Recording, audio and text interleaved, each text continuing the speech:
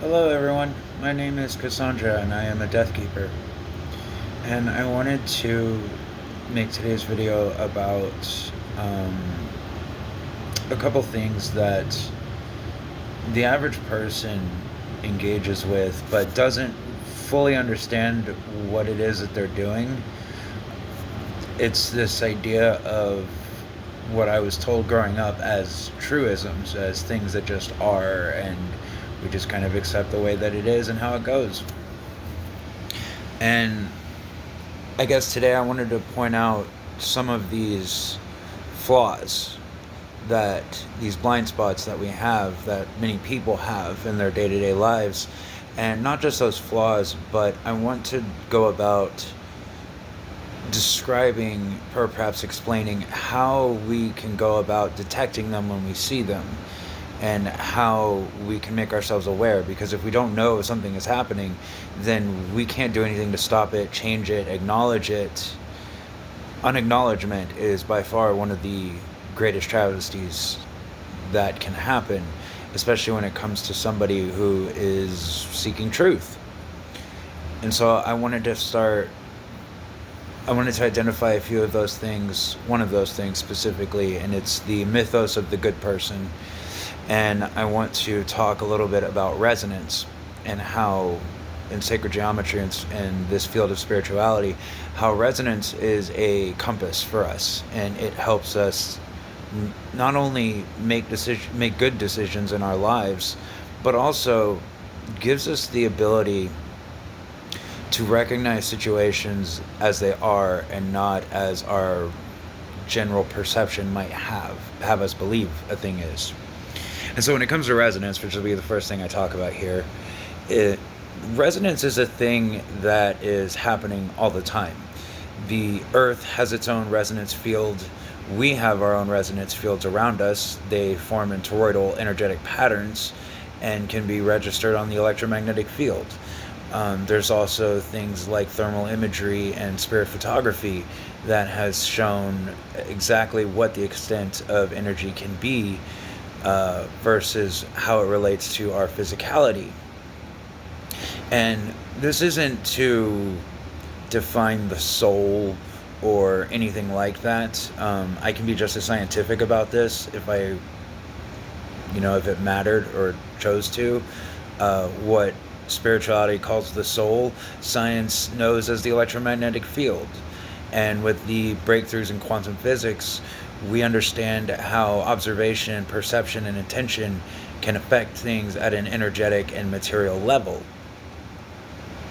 Um, Not sure I talked much about this phenomenon, but the double slit experiment that a lot of people in these arenas know about and talk about, which was that a group of scientists took an electron gun, fired it at a wall, expecting a specific result. Was it going to be an energetic result or a material result? Is it a waveform, or is it a physical electron particle?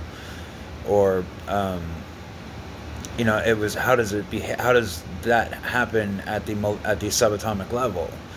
And so they fired electrons at a wall, and while they were observing it, it behaved as a matter form. It splattered all over the wall, just like you would expect from matter. When they fired it without observation, it behaved like an energy and started to create its own patterns on the wall that it was firing. They put some slits up to figure out, test exactly how far this went. Sometimes with a material, a physical thing, you'd expect an electron to pass through one slit or another, and instead they were finding particles that did both, and that still arrayed their pattern on the other side of the wall beyond the slit, the ones that did make it through. It was an interesting case study, but it more spoke to how it spoke to a literal interpretation of, when we change the way we look at things, the things we look at change. Now, going back to resonance a little bit, I said that this is a field of energetics that everything and everyone has, possesses, and resonates at. If you want to see this in physics, there was a bridge in I think it was Minnesota or something, Google Rubber Bridge, you'll find it, But they built this bridge and they didn't know about harmonic resonance at the time. The engineers didn't, and they didn't realize that their construct it was having its harmonic resonance matched by the winds that were passing over and above it, or underneath and above it and around it. And when it was making that when those harmonic resonance fields peaked, it turned a concrete suspension bridge into a rubber bridge that eventually collapsed. Truly one of those things that if you saw it in real life, it would make you pause and question the nature of this world and reality as a whole. Because what do you mean concrete and steel turned to rubber?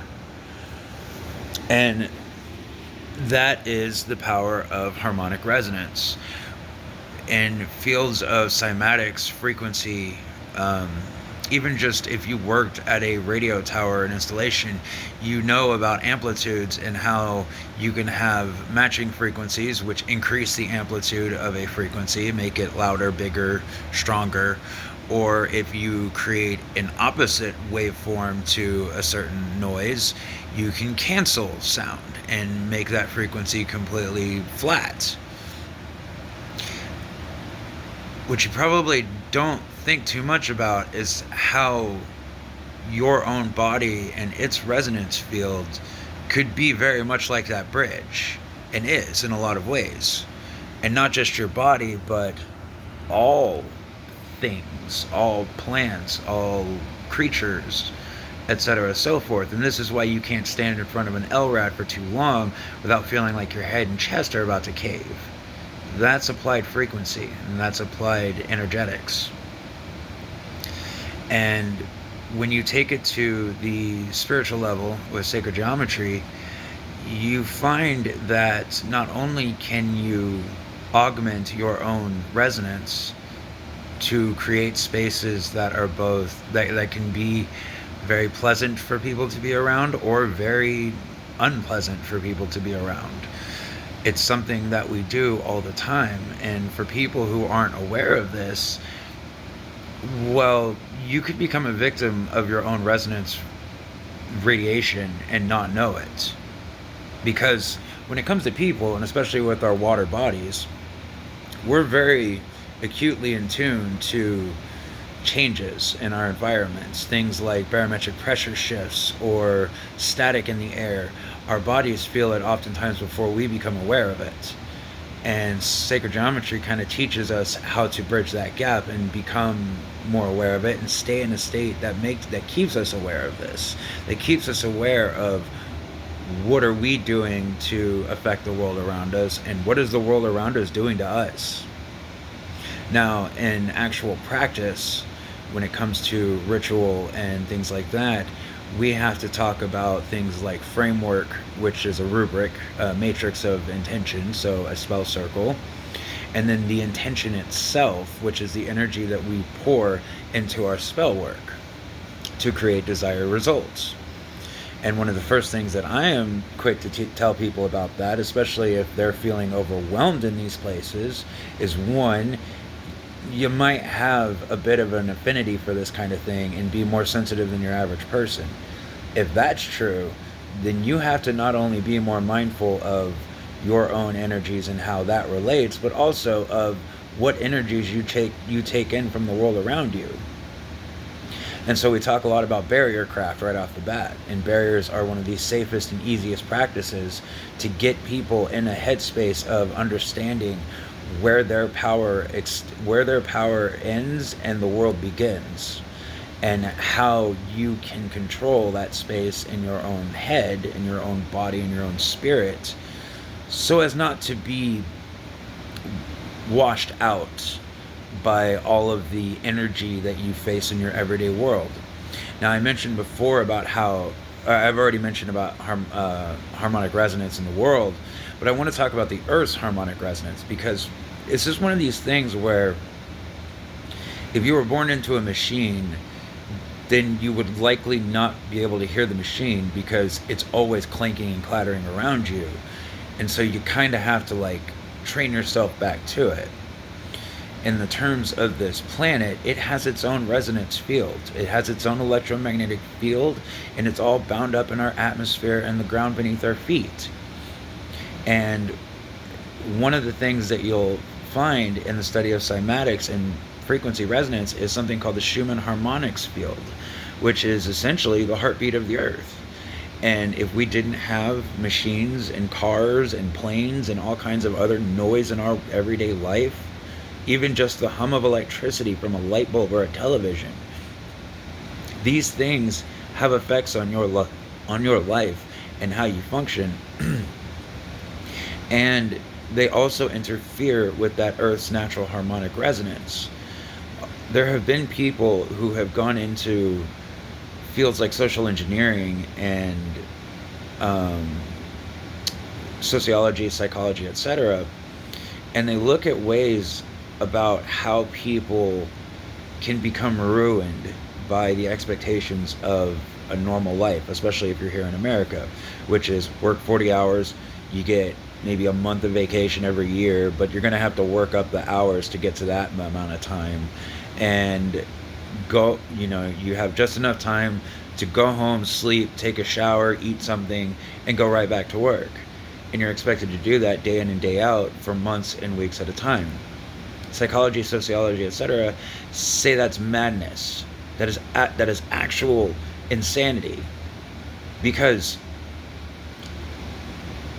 the human body and the human psyche and the human mind and the human experience is not meant to be defined by these lost hours of our lives. And the more we divorce ourselves, the more we become unable to hear the frequency and resonance of the world around us, the more unstable we are likely to become, the more entropic minded and self-centered and egotistical one is to become. Because you're constantly running on a treadmill for the piece of cheese dangling in front of your face, and you're trying to outrun everybody else who's doing the same damn thing.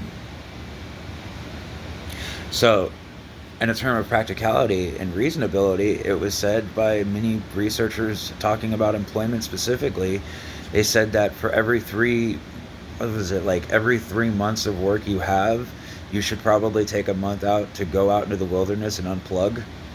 Just be around a lake, go fishing, go hiking, go camping, do something like that. Put yourself back in contact with the Schumann harmonics frequency and see how it restores your being, restores your natural state of order when you don't have the static of the world around you. Now, this is all, taken for and by people who could afford to do and say and have these positions while still also being able to effectuate those decisions. They have the money, the time off, the resources, whatever, that they could actually take a month off every 3 months to go fuck off on a vacation. For everybody else, we don't have that. For most people, we're stuck on that 40-hour-a-week treadmill, which is madness when you compare it to how agrarian societies used to live, working maybe 3 months out of the year for farming and tilling and all that. And then for the rest of the year, if you weren't a blacksmith or something along those lines, you enjoyed the labors of the rewards of your labor. And now we don't have reward or a labor that is even our own. We're constantly running on that treadmill. And so in this course of understanding resonance frequency and how it affects, and there are many, many cases I can point towards, from things like the art piece exhibit of Messages from Water that came out, and I think it was like 2008 or 2012. Man was studying the effects of resonance on water and how it caused water to freeze and change in form, and how it could affect other things like jars of rice and plant life.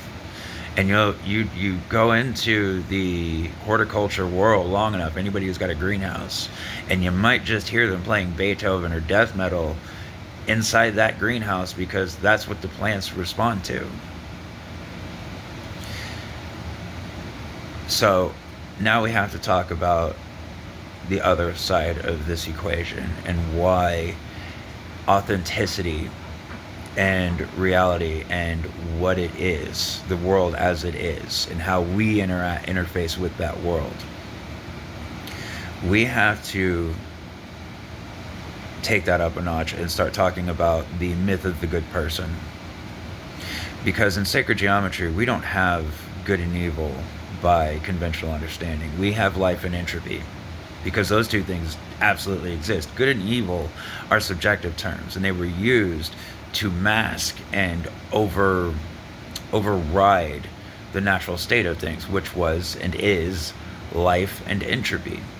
Life is the ultimate creative process by which everything came along, and entropy is the ultimate destructive process, which brings everything to decay and ruin.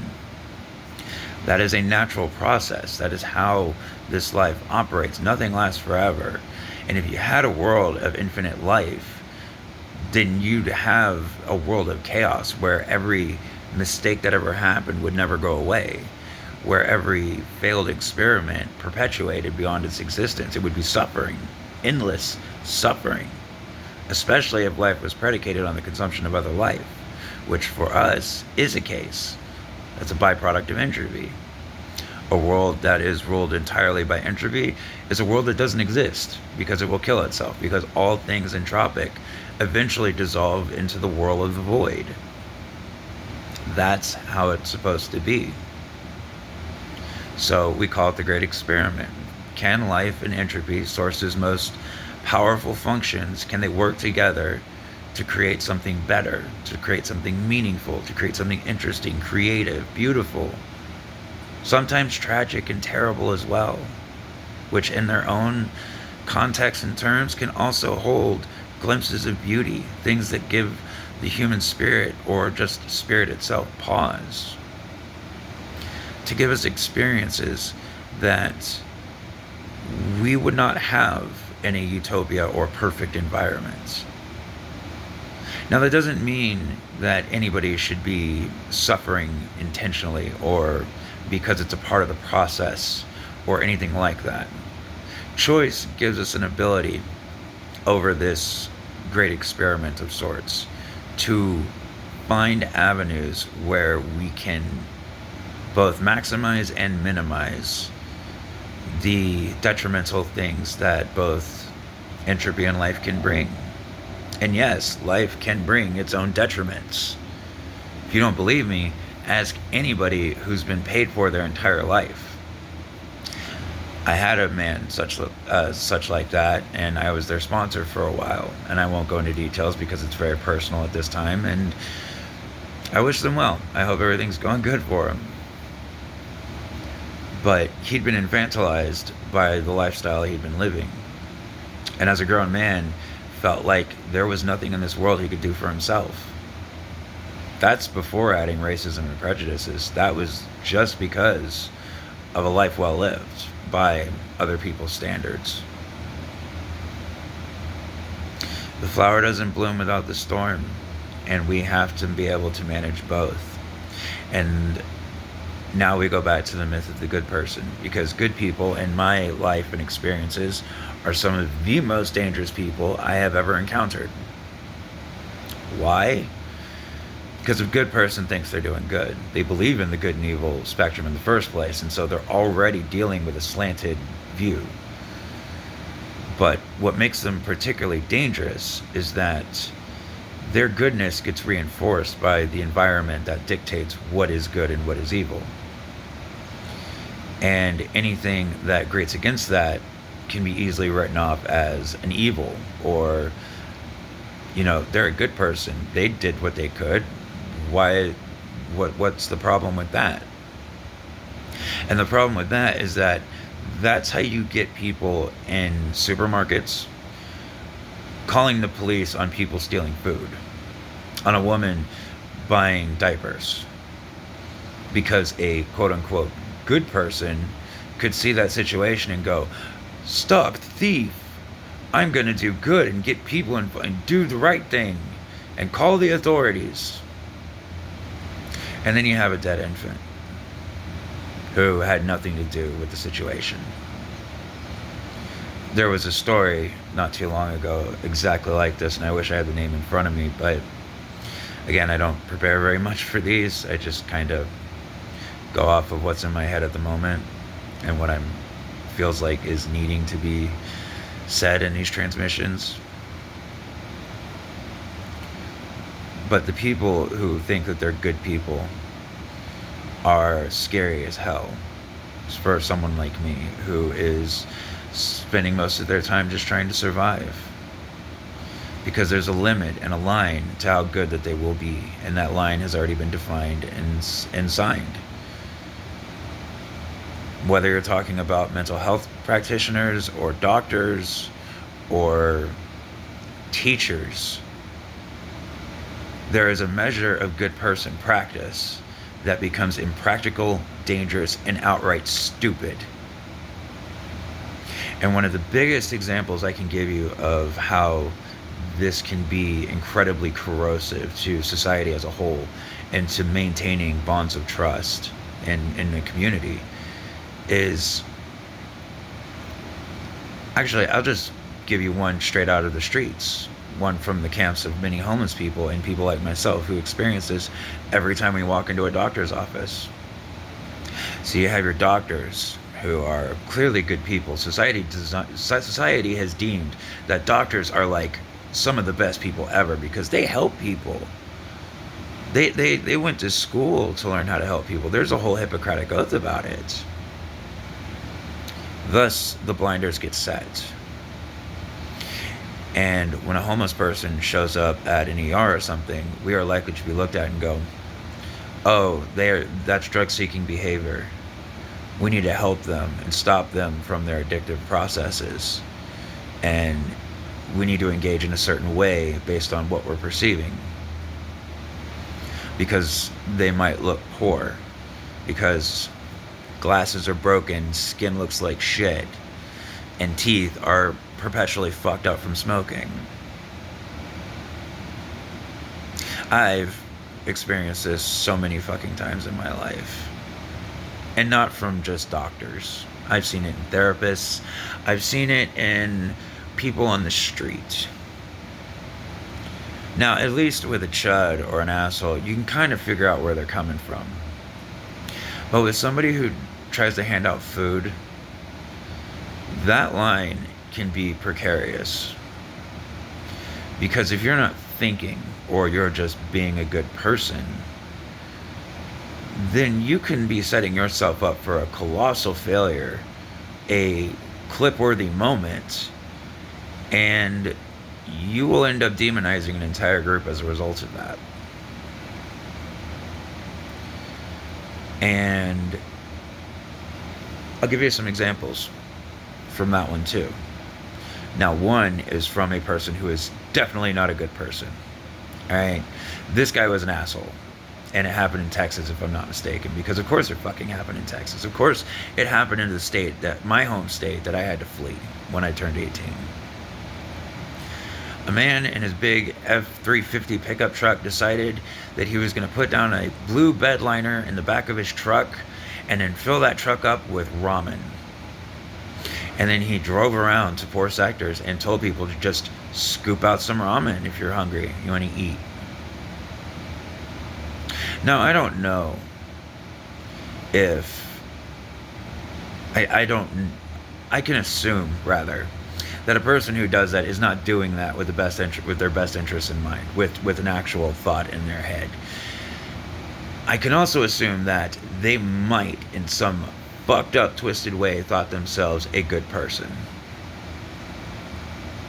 They pay their bills, they're a family man, a lot of reasons that they could get the label good person. But what they did, driving around with a pickup truck full of ramen, not even cooked, they were letting the sun do the cooking, which was releasing all kinds of polyethylene glycols from the bed liner plastic into that food. So they were effectively poisoning everybody that they served that to. Another example, and this is less egregious, but also somehow just as egregious for us down here at the bottom, was a woman who was going around handing out food to homeless people, but she was handing out cans. and she wasn't handing out can openers. Now, I don't know how many of you have been homeless, but opening a can without a can opener is next to impossible without destroying the fucking can. Or getting into trouble. See, it's true that for a lot of us that are most insecure and might be living some of the roughest lives that you'll ever hear of, they would carry a knife and could probably crack that thing open easily. I was one such person that could do that. The person this woman was giving food out to was not. And she ended up being the one to report this story because the homeless person that she was handing out her canned foods to ended up throwing them at her car as she drove away. You tell me where the good and bad in that story actually is. Because your first impulse might be to the ungrateful homeless person for throwing a can at a woman who really in her heart of hearts, oh poor soul, she was doing good. Was she? Are any of these efforts actually doing good? Because the thing about a situation like homelessness, and you can extrapolate this to a lot of different sectors, basically anywhere where one person is held at a position or plateau above others, so boss, employee, if you're in an abusive relationship, husband, wife, there's a lot of instances where somebody goes out of their way to try and do something good and is not a good person, even if they did try to do the good.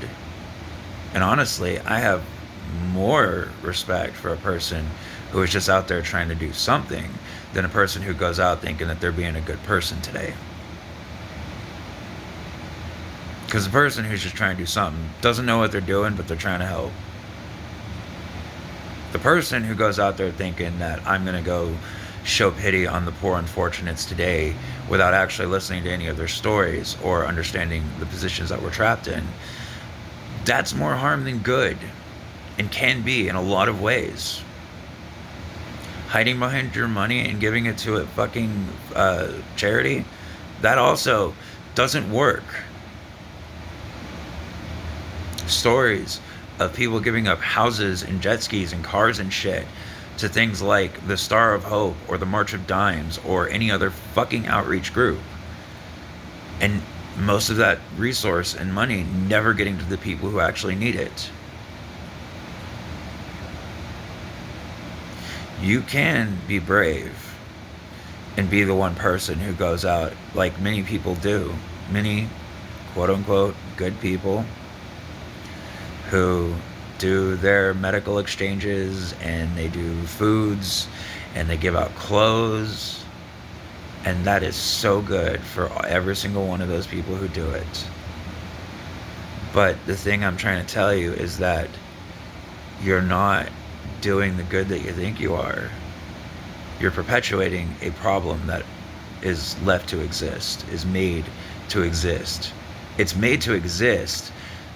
In the words of Tony Montana, you need the bad guys so that you can point at them and go, there's the bad guys.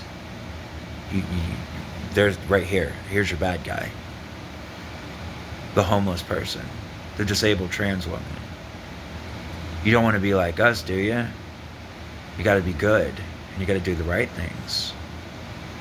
But then what the fuck did I do in my 18 years of homelessness that merited 18 years of homelessness and cruelty and starvation and nearly dying and survival? Was it really something I wasn't doing right? Because I got a lot of stories that'll make you think otherwise. Or is it because we live in a society that doesn't solve its problems and doesn't take anything seriously? A group of individualists who have to throw their pennies into a wishing well and hope that that fixes the problem. You don't realize that that's a bandage, and that all you're doing is trying to create a buffer that prevents the people who are living like me And worse, much worse,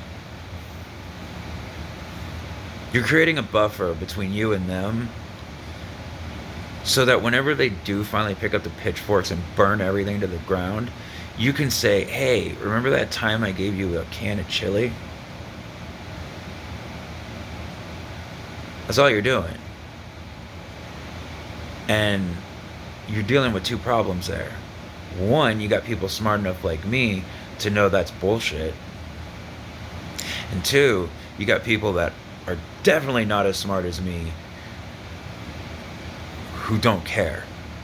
And those are the ones that your crosses and your Bibles and your homesteads, they're not going to be looking at you as the good people who should be left alone. They're going to be looking at you as a colonial ship, as a treasure ship, ripe for the plunder and picking. I know that's what's happening out there because it's happened to me several times. Because I've seen people do this to other people. I've seen and heard the discourse when a quote unquote good person tries to do the quote unquote good thing, and then completely everything is just shambles. Because it's all based on a projection, an idea, a false identity that never existed in the first place. And folks gotta stop acting like that. Because there's not a single person I've met in this world that didn't have at least one or two devils on their shoulders. And I got a whole catacombs of my own. So I don't need people thinking I'm a fucking saint or savior. That is just as dehumanizing and infantilizing as looking down on somebody who's unfortunate. And not just unfortunate, but like the people that were put down here so that you would stay in line.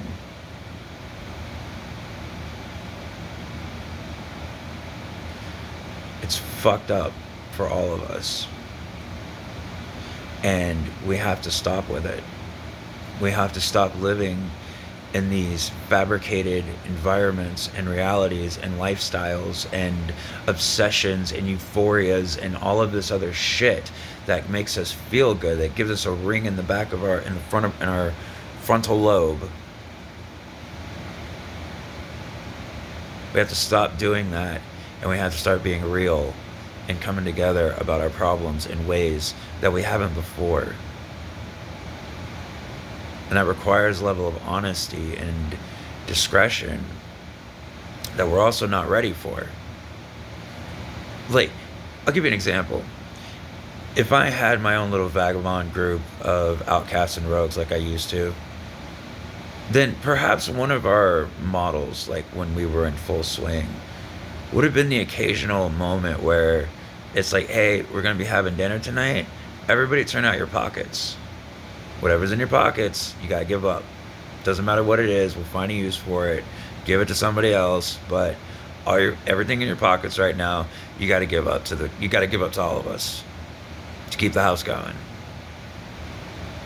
How many people do you know, or yourself, would be willing to do something like that? How many of you would be able to not see that as a taking of your wealth and see it as a distribution to your community, as a pittance for the overall that does for everyone? Moreover, how many of you would be creative enough to take on a rule like that, lose a favored possession, and then later go back and be like, hey, okay, so I know it was pocket day today. I didn't know, sorry, but you got my grandmother's lighter in there or something, and I need that back. Okay, let's deal. Let's bargain. Let's barter. Let's make an exchange. We're not there creatively, mentally. We're not there because too many people still think that being a good person is all it takes to exist in this life. And you don't realize how much that makes you both a puppet and a bullwhip to anybody else who can't fit the bill. You don't see the exclusion practice that you involve yourself in every time you do crap like that. When you hand out a can without a can opener. When you put ramen in the back of your fucking pickup truck. When you go protest on the weekend. Bring your church or something. There's only one thing that ever solved homelessness, and it's housing first initiatives. But there's another problem right there.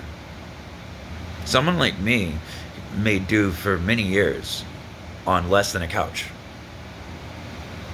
On things that probably were not meant to be slept on in the first place. And I had a suitcase. That was my travel thing. I still have that suitcase. Because it's burned into me that at any moment, a good person's going to come along and try to do the good thing about this property, and it's going to kick me out because them's the rules. That's just what happened. They can't do anything. All they can do is enforce it. Creativity is what will get us out of all of these problems. And creativity is the one thing that we are running very low on right now. And too many people have become talking heads and puppets for everything else. For their own agendas, for their own issues, for their own problems, etc. And you can pull the hypocrisy card if you want and say, I'm no different. But I am different. Because how many of you have heard people talking about the good people problem? Or the bodies that are filling up, that long since filled up the graves, and now we're just disposing of. If you do know people like that, you should talk to them. You should get involved. You should start building your own funds. Buy a construction company, or build a construction company, and then start building houses for homeless people. You want to solve the food crisis problem? Make it affordable and get corporations out of it. Yeah, we do need large to scale farms, and there's a lot of things that we need. But we have enough problems now that we should probably deal with those before we keep giving into the system that caused it. I imagine a day, probably when our next big Carrington event happens in the next 20 years or so. But I'm waiting for that day when the power goes out and doesn't come back on, and how we're going to make do. Not because we can't do it, but because I know full damn well that we can, and we'll be better off for it. And because it'll be like a haze will lift over people's heads, as it does every time there was ever a blackout in my ghetto ass neighborhood back in Dallas. Power goes out, all the neighbors come out and start talking to each other, and the general conversation was, hey, you think the lights are going to come back on anytime soon? Or like, should I just like, I don't know, take up a hobby and read a book? You're going to read a book? Oh, cool, I might read a book too. Happens every time there's a blackout. People snap back. And they're not great, they're not healed, they're not better. It's just a moment of lucidity. Now imagine if that moment of lucidity didn't go away. And imagine if you could have that lucidity and still have your fucking tech. That's kind of where I'm leaning into. Because I don't believe that taking everything away from everyone solves anyone's problems. And the subtractive society that we have today, where we see a problem and then we punishment and jail it and make good use out of it and all of that shit, that is so fucking antithetical to anything that I have ever promoted or been about or spoke about or pushed forward. They have an acronym called for MAD, called Mutually Assured Destruction. That's crazy. That is actually fucking crazy. That not only do we have that is a concept, that is a phrase, that is a government doctrine for nuclear retaliations in this country, but it's also how so much of this world operates with each other. That's how our social credit in this world operates. Mutually assured destruction. Operations of subtraction. I don't believe in that. I believe in proliferation. Mutually assured proliferation. Following a map to prosperity, progress, and all of the good things that are actually worth a damn in this world. You see a problem, you see somebody lose their shit in the street, the order is not to put them in a hospital. It's to bring the hospital to them so they can talk and figure their lives out. It's a principle that's actually built off of an old African thing I heard ages ago called Ubuntu, where if somebody in I wish I had the regions in my mind right now, but Ubuntu is said to be this practice where somebody does wrong by the village surrounds them and asks them, why they did that, really talks to them, talks them up too, says things like, why would you, steal from us when we would have just given it to you if you asked? Like, we're not like that. You don't need to do this. You're such a smart person. You're so talented. Hey, do you need a job? I saw you were really good down at the docks the other day with your fishing rod when you were hanging out with your friends. What if you came and worked for me? It was that level of compassion, consideration, and consolidation that Ubuntu ascribed to. And I absolutely agree with it. Why? Because I know what happens to the demons after you pass judgment on them. They get worse.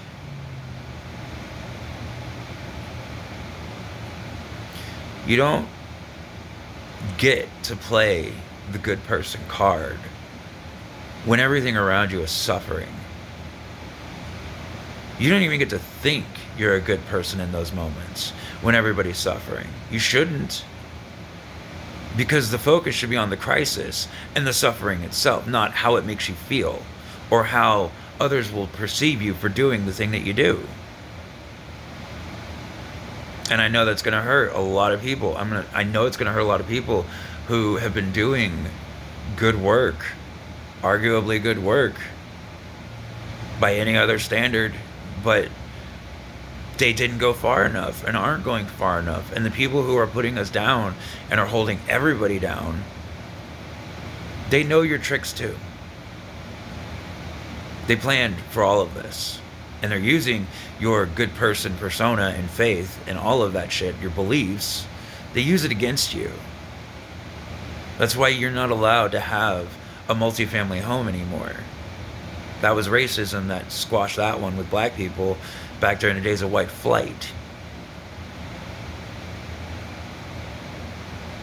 But it also distances people from being able to actually be sovereign or autonomous or self-determining in their lives. And every single person that has a space can do more. I myself did more with a fuck ton less than what most people have. And the reason I'm out of it now is because I quite frankly don't have any more to give. Even if it were just the extra bed at this point.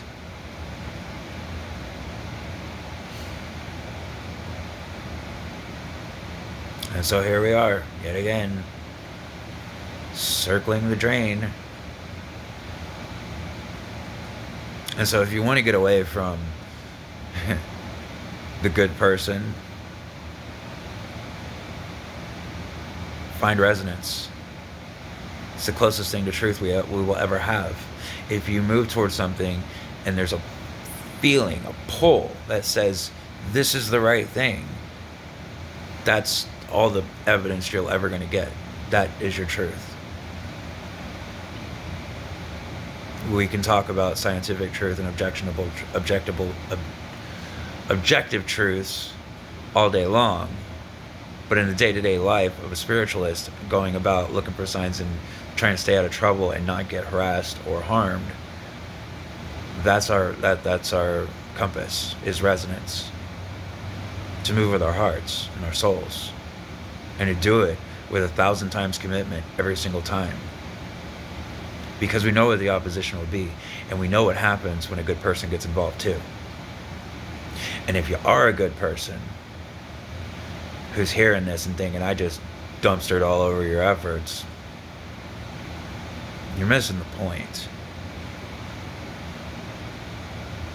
You're still thinking about yourself and not what you're doing.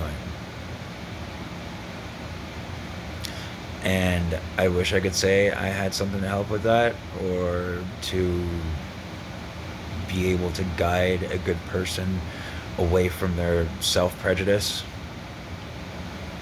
But I really don't. It takes ego death. It takes wholeness. It takes good and bad to reach these places. And if you've been saturating your life in nothing but the good, squishy, soft, sappy stuff, then you're at a handicap right now. And you're going to have to get stronger. And you're going to have to do it alone, unfortunately. No, there are no experts. Nobody knows. And chances are it was the other people around you that talked your ego up into believing what a good person you were in the first place. So you're going to have to fall, and you're going to have to get dirty. And you're going to have to think, and you're going to have to be creative. Because what we're doing right now, not only is it not working as well as people think it is, but they're ready for it. The powers that be. I spoke about this on Blue Sky briefly. I'm not going into it now because it'll be a whole other subject. But follow me at House Cassandra's Complex at bsky.social.com, or whatever the hell it works. Alatra. Fuck. They butchered it so badly. It's been a nightmare for me to like process in my own head. But that's an organization that knows your weaknesses. They know where your limits are. They know what you will and won't do. And they pass them every single time. And I know you won't do anything about it either, because you don't even know what you're up against.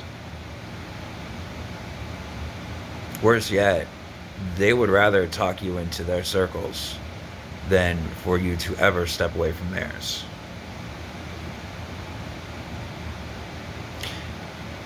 Everybody should be very alarmed by that. Not just Alat Ra and the cultism in this world, and how it's not what we think it is. Keep telling you all this and keep being proven right. But to go further and start helping y'all deprogram in your own day-to-day lives, the way that I've had to spend my entire life doing this. And I'm still not there. Quite frankly, and I think a lot of millennials might feel this one, I don't particularly see myself as a cause worth saving at this point. I'm another jungle fighter in the fucking war zone. So why would someone like me do this? Well, it's because of two things. One, I never want to see another person go through the shit that I did growing up. I don't want there to be another me. And number two, I want them, the kids coming up, the next generations, to not have to deal with the crap that we did. I want them to actually have a fair shot at this life and understanding all of its beauty and intricacies. Because I cannot imagine what a person can become when they're not being held down by all of this. And I think it would be a beautiful thing to see. So I put 10 toes down and 10 fingers to stand on this business and tell people, we got to grow up. some of us aren't going to make it. That's what that whole test of extinction stuff was.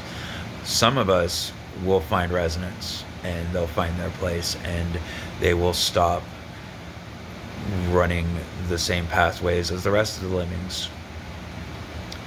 And some, I think, will be able to hear what I'm saying and apply it to that next generation and giving them the fighting chance that we never had. That's the spite of a millennial right there.